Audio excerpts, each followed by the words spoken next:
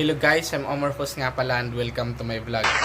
Dati, 2 days ago, tinuro ko sa inyo kung ano yung mga magandang i-download na application from Play Store, yung mga editing videos, yung Viva Video, yung KineMaster. Tinuro ko sa inyo yung 5 magandang pang-edit ng videos nyo para sa vlog. Ngayon, ituturo ko naman kung paano kumuha ng sound effects para sa mga vlog nyo. Ngayon, easy! Umpisa na natin siya guys, kung paano. Watch. Una nyong gagawin guys, punta kayo ng YouTube.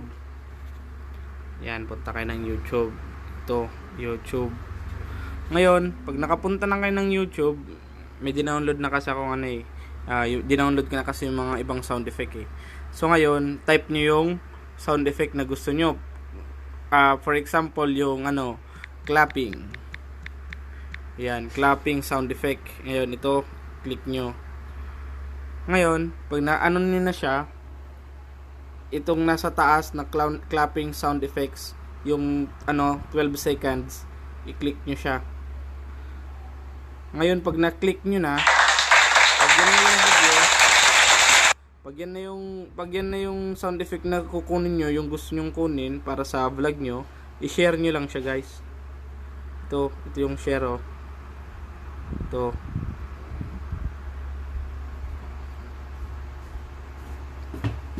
Ito guys, yan.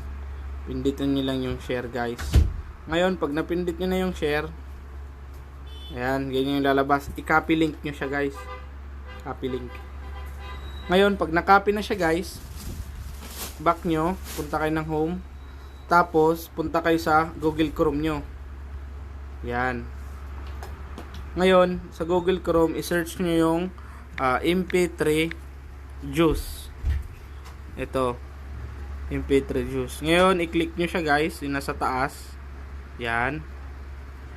Pag na-click nyo na siya guys, i-paste nyo yung link dito. Yan. Pag naka-paste na, pindutin nyo yung search yung nasa gilid. Itong nasa gilid na search na to. Ito. Pindutin nyo. Tapos pag napindot nyo na siya guys, ayan, ganyan yung lalabas. Ngayon, ang sunod yung gagawin, pindutin nyo itong download na nasa taas. Ayan, download, pindutin nyo yan. Ngayon, pag napindot nyo na, ganyan yung lalabas. Nakikita nyo sa baba, ayun o, clapping sound effect. Tapos nang nagawa.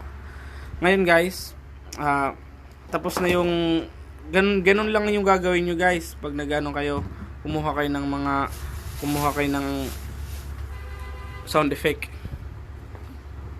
So ngayon, okay na, yun lang, tapos na guys.